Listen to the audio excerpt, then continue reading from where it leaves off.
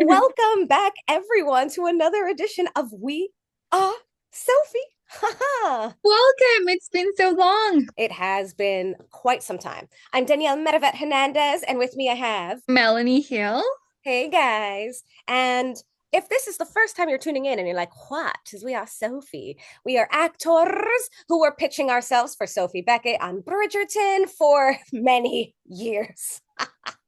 And that's the summary. Yes, that is very correct. We're here to discuss all things An Offer from a Gentleman, all things Bridgerton, all things Sophie Beckett. And now, of course, welcoming in Sophie Beck, and we finally got a new teaser. A new teaser. They really are breadcrumbing us here. I feel that they've treating this season so different from season three because with season three, I felt that we had so much going on all the time. I felt I was in Bridgerton world 24/7. Obviously, I was also pitching myself, so I embodied Bridgerton 24/7 myself as well. But for this season, everything's so secretive, and whenever something's out, breadcrumbs. Yeah. Yeah, yeah.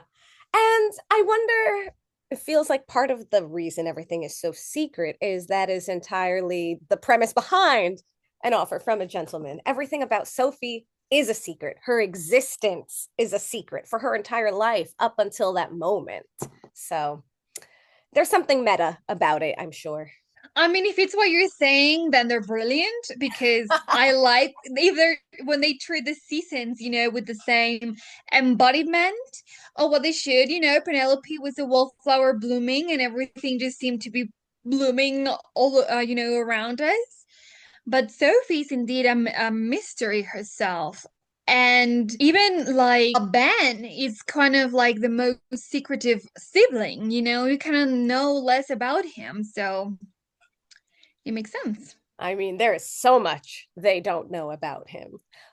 But what's different between the book and the television series, as it continues to make itself its own animal, is what they do know about him is different. In the book, they don't even know that he draws. They don't know that he's an artist in the book. Yes. Yes, that does blows my mind, and I'm glad that they, did change that a little bit for the TV show because I feel that even his relationships and who he is in the family would not come across as it is. Like I love the whole premise of like, Eloise supporting that part of him and then slowly but surely all of the, the rest of the family. Mm, And I like his secrets to be a little bit more of like his own identity and him finding himself and kind of like rationalizing who he is outside being a Bridgerton sibling. right, right. Besides, what they don't know in the series is much more personal, much more carnal, much more the part you expect, especially of that timeline, a person to keep to themselves, you know? Talking about that part of our lives is usually reserved for the people taking part of those parts of our lives. Absolutely. So should we talk about the sneaks we got? How did you felt about everything? Let's start with a little video. Yeah, I want to jump into what I was excited about. I was so Okay. excited to finally see the glove, her glove draped on the stairs, like to see it. There it is. That's her Cinderella shoe. Thank you. Yes. And if people don't know this, if you're only, watching the show, this is a key part from the book. She takes those gloves, and this is her Cinderella moment. Back in the day, insane to get, remove a glove at such dances. And they share a very, special moment when it comes to the glove. And then she leaves that one behind. So that is her Cinderella shoe. Yes. And I do hope, I mean, they must keep it. Otherwise, why would they keep the glove? But I hope they keep the fact that the glove is monogrammed and it connects her to the family that she's not supposed to be connected to. I think they will keep it because otherwise, then it loses its, profundity. So I think Yeah. they will. Oh, one thing I love in the book, and again, I hope they keep this too, is like he takes that that deep inhale of the glove, and then he's like, what the, and it's all musty because it's been in an attic for 50 years. Like, it's not her glove, it's her well, I mean, spoiler alerts, but it's her great grandmother's glove. And that's also a clue of all the layers of her secrets, that it's not this luscious fragrant item. And it's hilarious. I think it's so funny. It's so funny, and I hope they keep it because I feel that Luke would nail that expression. Like I just see him doing it, and I'm like, I mean, yes. Yeah, it would be just a delight. Not just a delight, but he really flexes in those reactionary visuals. Like, we eat it up with a spoon, and it is Benedict's season. So we want the most Benedict that we can Benedict. I want Benedict all up in my face. Yes, exactly. I agree. Like I want him here 24/7. Yes, I love it. I mean, look, T, he's so theatrical. I mean, he is a theater actor. He just like, luscious there. I think him bringing all those things to Ben this season is going to be key because most of the moments in the book are things like that, like a lot of connections to the senses, expressions, subtle movements, how he reacts to certain things Sophie does, and how he takes in things. And that's what got me so excited reading the book. And I feel him as an actor can definitely get us there with his performance. So I'm just hoping for that.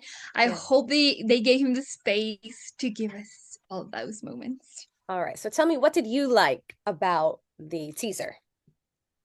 What did I like about the teaser? Mm-hmm.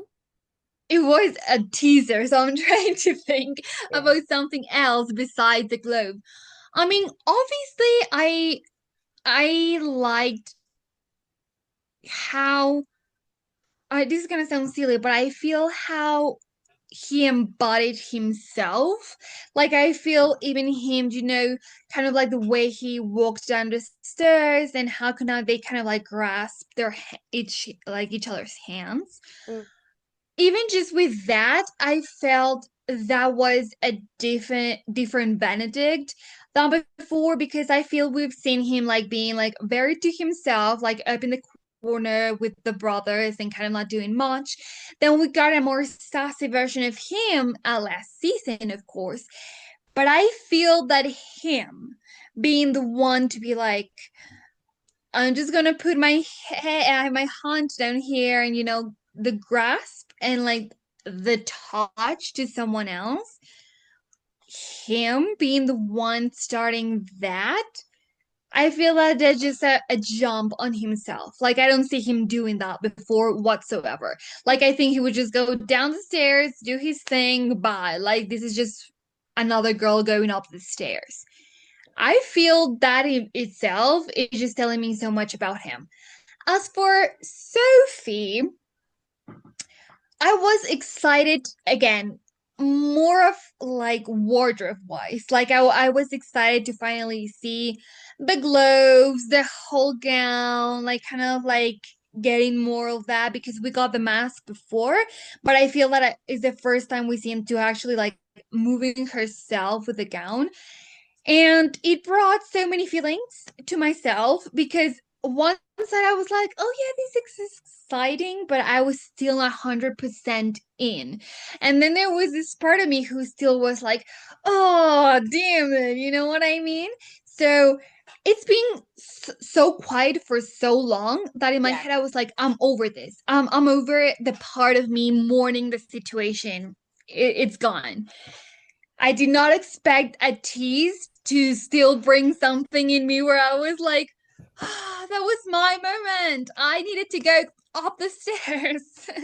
I'm so glad you said that the way you did, because literally today I was like, I thought I was over this, but the teaser was so much of a teaser that it shook up everything and agitated me again. And I was just like, oh, I want more. Yeah, like I also wanted that moment. Also, I realize my heartbreak over her costume is not healed yet, and I need to see the episode to understand her costume better, because in the book it is a pearl encrusted corset silver gown. And they kept the silver. They literally have to. But where are her pearls? Do not say in the mask. Do not say in the mask, because that is not good enough. So I'm still a little upset about that.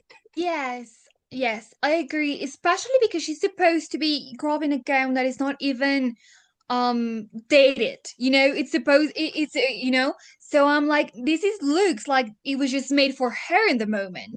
Yeah. It's supposed to give the feeling that girl just went through, what she did to find the moment. And Yeah. it kind of works because it's a masquerade and she could get away with that, but still is what puts her kind of on, on the spotlight of being like, what is she even wearing? Yeah. So I'm like, yeah, I mean, this gown is just giving us Yeah. the same gown everybody else would be It's wearing. an appropriate silhouette for that timeline, is the problem. But with all of my gripes, I know I just have to wait with everyone else. We just have to wait. We just have to wait. One thing that bothers me, this is so petty. Are you ready? I'm So very bothered by the staircase that they filmed it on.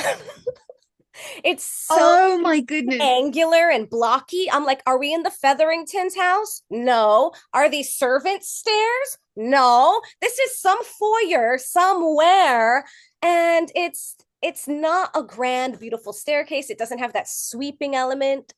It bothers me, but I understand the visual. Here she is. Here he is. Look, we have to change places. And in the narration, she, being of course a Lady Whistledown, um gives the narration of like rising to the occasion. Are you willing to go down, like switching location? It's the upstairs downstairs mentality. Some of these people are aristocrats, some of these people are not. Ooh, so I get it, I see what they did there, but again, the visual was dissatisfying, and this is my favorite one, so I have very high standards, but I'm still determined to love it. It's just that right now I'm loving it like this. Keep going. Yeah, yeah. Fine. I want more, but Same I'm here, mad. same here. Like I'm getting excited. I'm like, yes, it's my favorite book, my favorite season. But same. Like my visuals, you cannot tell how excited I am. I agree. And I don't know how I felt about the color scheme. Like I know that it's the ball and everything, but in my head when I picture them, I appreciate more the color scheme we have in the poster. Now that they have revealed the poster of them together, Mhm. I enjoy that a little bit more. I like the violet kind of thing they're playing. That look better. But in the if I recall correctly, in the T series, like a lot of like greenish in the Yeah, that's why back. it feels like the It feels Featheringtons. Featherington. Yeah, exactly. I was like, mm-hmm. Yeah, and because we've seen that staircase in the Featheringtons, but it's also not. It's not theirs. The shade of green is not correct for them, and the decor is not correct for them. Also, the Featheringtons aren't the ones throwing a masquerade ball, are they? No. Mm-hmm. Yeah, I just wanted to give more Yeah, Bridgerton, I but I agree. guess. The violet on the promo is so beautiful. And of course, Violet plays a vital role in more regards than one can say without spoilers, wink, nudge, fun.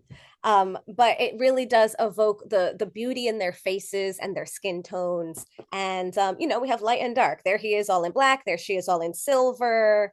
The juxtaposition is juxtapositioning. Exactly. I enjoy that more than I guess I did a teaser. Is that the both two things they released? That's just it? As far as I It is, know, right? it's the two of them walking up the stairs, their fingers brushing, which actually I was just like, you're stealing this moment from season one, biter. But it's okay. It's okay. Also, like in every Regency thing, you have to have the brushing of the hands because it's the only part that can touch. But because their moment is meant to be so different, it didn't hit for me. But it wasn't for me, was it? This is for a different audience. They already have their Bridgerton crowd. They want new Bridgerton blood. Yeah.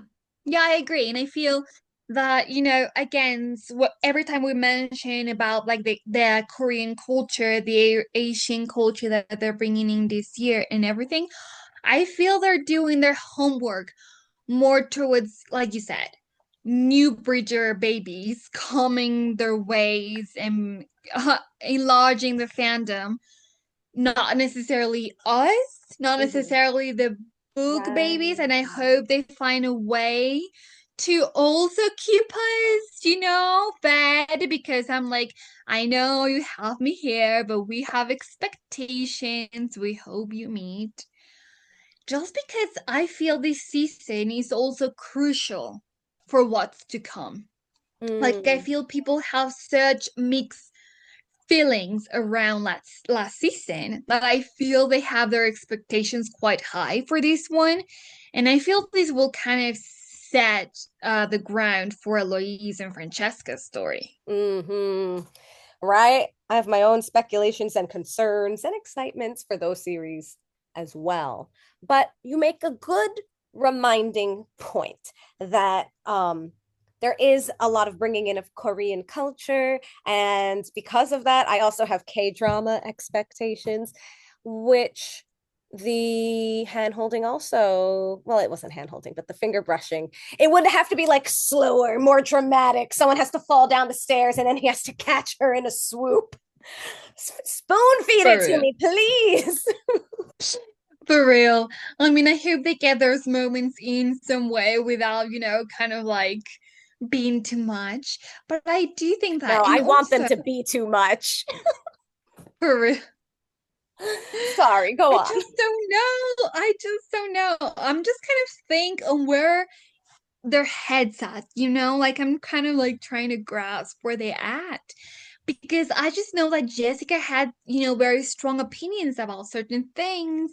I know Tom directed The Masquerade, so I obviously know it's in safe hands, but what we've seen so far seems, so out of what we usually see or what we expected from the book. So I'm like, what are they thinking with all of this? Well, you Like, know what? They're also really milking the masquerade scene. That is one chapter in the book, essentially. One chapter. And that's all we're getting so far because it's the moment. It's the moment, but we also know they're splitting the series in two, which personally I enjoy. And I think for their story especially is going to be a smart move because it gives opportunity for time lapse. I think it works perfect for this story in particular. Like we know that's what Netflix does now anyway, so it works. But yeah, for this story, I think it's gonna be perfect timeline jump and division of the story because the book does have a huge, change of feeling Mm-hmm. from A to point B. Mm. But I think as for teasers, marketing, I don't think they can go anywhere else than the masquerade. Like, I feel, we're not supposed to know anything about her. Yeah. So maybe they can tease us here and there with some Cinderella moments, Mm-hmm. maybe like some things of her. And then people that don't know the book will be like, oh my goodness, she is the maid. And then Dun, dun, dun. glimpses here and there. Who knows? But I feel they will not give us much outside the masquerade. No, no, not only that, now that they've released the dates, it's still like I understand being in 2026, but putting it at the end of January, the end of the darkest month of the year. Like we could use some of that excitement and some of that light. On the other hand, I suppose this gives them ample opportunity to just pepper us with excitement all January long and not need to compete with the holiday season. So I guess, I guess. Exactly, because we all know that the holiday season is big for Bridgerton, but we do have some big Netflix releasings happening in December. And I don't think, I think, Netflix builds it up and be like, yeah, we need to wrap up 2025 with this and start strong with Bridgerton, even though it feels in a very interesting month because yeah, holiday season makes sense and then spring made sense as well, but then January is an interesting release date. but I feel it works for them, especially because you know how they're going for that autumny feeling at one point, so they Mhm. kind of want to keep it, you know, a little bit chilly, I guess. I suppose I've always, in like my own fan brain, imagined Sophie as a January baby because it's a cold, dark month. She's had a cold, dark experience of her life. It fits. And every January baby I know is like the hardest worker I've ever met. They're so diligent. They are undeterred. They feel the weight of everything, but they keep going. And all of that absolutely screams Sophie to me. So I'll just see that as a light as the end of the tunnel. I agree, but I feel her as a Capricorn rather than an Aquarius, if that makes any Yeah, sense. yeah, yeah. That's who I'm thinking of. Yeah. Specifically Capricorns. In my head, I gave her my cousin's birthday, which is January 9th. That's actually Nicola Coughlin's birthday. I later It found is. out. Yes. Um, Oh, so yeah, I always envision her as a Capricorn specifically. nice. Yeah. I love how we're both just there. And we're like, Yeah, obviously, it's this super would be nice. the case. But and meanwhile, the creator is like, what are they talking about?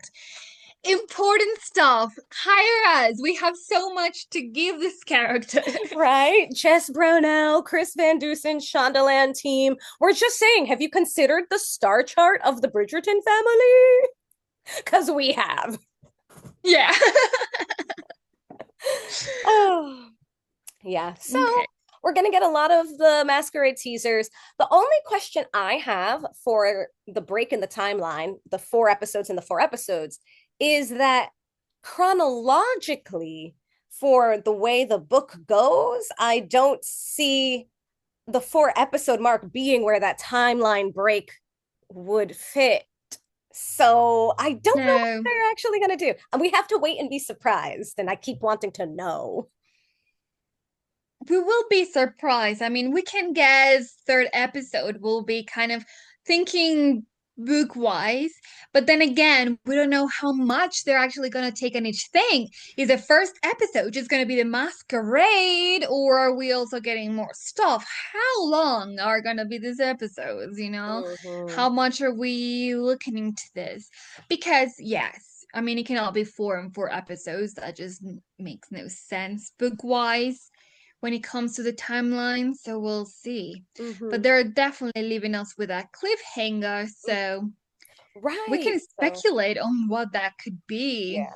Also, this is a good reminder that there are so many characters involved now that I'm really sure they can stretch it out without um ruining too much. But also, it gives opportunity for seeing instead of just reading what Sophie goes through and experiences post masquerade and before reuniting with Benedict again. I think they're going to leave a lot of room for that because we don't really get that from the book. Mhm. So we might get the focus on that as well when it comes to her story on what is her transition from one place to the other and reuniting with Benedict. Plus, like you said, we do have so many characters. You know, people are speculating: are we getting Eloise and Mr. Phillips' letters at this point? Is Michael gonna die in the time jump? Like, what is this gonna connect with the other siblings? So yeah, that makes sense. Yeah. Wow. I really hope they don't kill Michael that soon. Let him have a whole season, So please. that was my thought too. I was like, no, not yet. Are you kidding me? No, I mean, please spoiler keep the alert, but too man. late. Yes, yes. But Eloise and her letters is something I've been wondering about because that's something that's meant to have been happening this entire time. Her correspondence with Marina. How are they going to line that up with the way they created Marina in the series? She's not family now. She's definitely not a friend to Eloise. And as we know, Eloise does not forgive and forget for nothing. Look how long it took her to forgive Penelope. And Marina was going to marry her brother and, you know, Yeah, slide no. into his DMs to pass off someone else's pregnancy. So we'll see. I hope we get to see that now that she's going to be in Scotland for a time. Oh, I love that. What do you think about this speculation I heard the other day about recasting Hyacinth and Gregory? I was like, please, no, no, Why no, would you no. do that? Okay, I do have thoughts because I understand why a person would ask that. By the time Hyacinth and Gregory have their own romance novels, they are adults. However, when we're watching a series, we've watched the actors as children grow up into adults, and that makes people uncomfortable because then they associate the adult version with the child version they knew. So I understand people speculating about recasting them. That being said, how dare you? They are perfect casting. Hyacinth especially, she nails that character in the littlest bits that they've given her. She just shines out of her eyes. Please, we must keep her. She's just the best. Yeah, no, Florence is amazing. And I'm like, yeah, I understand the point where you're coming from. And I also heard like, are they actually going to be old enough by the time their seasons come? And I'm like, I promise they will. Have you seen from season one to now how old they are? In Mm-hmm. 3 seasons, Yeah. she'll be ready to go. She'll be Yeah. ready to go. I Like, think just, she's already 20, isn't she? I'm going to look it up right now. Born in 2007. So she's 18 now. By the time her season comes along, she's probably going to be 30. Let's face it. It'll be fine. for real. It's only It'll weird be if for y'all real. make it weird. Exactly. Yes. Mm-hmm, mm-hmm. Also, Thought on I that. think it's good opportunity to address the fact that we all start out as children. We all learn about this from somewhere, and we all have opportunity to access that part of our lives and that part of our bodies or to not. But we never ever create a space to have that conversation. So maybe this is the space to start that type of conversation. No, I completely agree. Like now that you mention it, I was like, I didn't really connect this before when it came to like them being like, but they were children, and now we're gonna see these little babies go into adulthood, especially in a show like Bridgerton, which is, it has very a lot of those kind of content. But I do think that addresses one that space, and it makes sense in this kind of show because we already know that in that time period that was a challenging thing. Why is it a challenging thing even now? One. And number two, the opportunity to actually have actors grow and have that transition in a safe space. They have known and worked with these people for so long, and it might will be probably one of the first experiences they'll have with these kind of scenes. What better way for them to be in a safe space with safe people and telling their story of a characters they've been building up for years? Like, I feel that's just a great thing. Plus, having characters playing their age on their age. Like, obviously, the rest of the cast are a way older than the characters, and I feel it's gonna be a plus for them to actually be closer in age to their characters, playing their own stories. Yeah, yeah. I see I'm going to just knock on wood because I don't mean this, but I think Bridgerton would be canceled before those actors would be recast. Like, if everyone's in such a hullabaloo and their imagination has so little capacity to separate a child aspect from an adult aspect, it would just be canceled before removing a core character. And yeah, watching them grow up and find that part of themselves is also important. And with you bringing up, like, these are people they've worked with and they've known for years, I can see also some people saying that is weird, awkward, and uncomfortable. But we also have to remember these people who work together are professionals. And this is an aspect of this profession that we either choose to engage with or choose not to, but it is a choice. And none of these professionals are their parents. So there's no tactile taboo, but there is a measure of we've known each other for a while. You're gonna know too much about me soon. And that's part of life. Life is weird. I mean, it's just like when Emma and Rupert had their first kiss in Harry Potter. I mean, that was bizarre. Yeah. They've known each other their whole lives, and it was a silly thing. I think for us as actors, when it comes with that like silly aspect of it, it makes it so much, it makes it less awkward, or awkward fun and not awkward. This is gonna be my first intimate scene with a complete stranger. And we Like, I don't know that it feel, will be. We don't know what other projects they're going to work on. We have waited 5 years for season 4. The math will yeah. do its own work, and the actors will also do their own work outside of Bridgerton. It's not sustainable to only work on a single project Oh, every of course. sporadic timeline. So we went down a real rabbit hole here, but I think it's an important rabbit hole all the same for every timeline. For every timeline. We have to be bold enough to talk about these things. Yes, I love that. And we'll see we see a lot of that on this season as well. So I I'm know. I'm excited. I'm excited. Look, see, the excitement's real. We just had to get over what they're shoving in our face. yes. Yeah. No, the excitement is real for sure. It Yeah. just feels off because it's been silent for so long, and then they, spam us with a cake on the face that it's not even full of flavor. So Yeah. And the other anticipation is to finally see the Sophie they cast, to finally see what Yarinha brings to the table, to the screen, to see what makes her Sophie. I'm just like, nom, nom, nom, please feed me. So I'm very excited about that. okay. Me too. I want to see what they did. And I feel that we haven't yet, and that's what keeps it, so eagerly.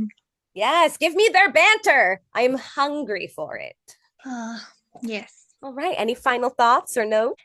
Final notes. I'm excited for this season so much. Please stop breaking comments. Jess, Tom, Shondaland.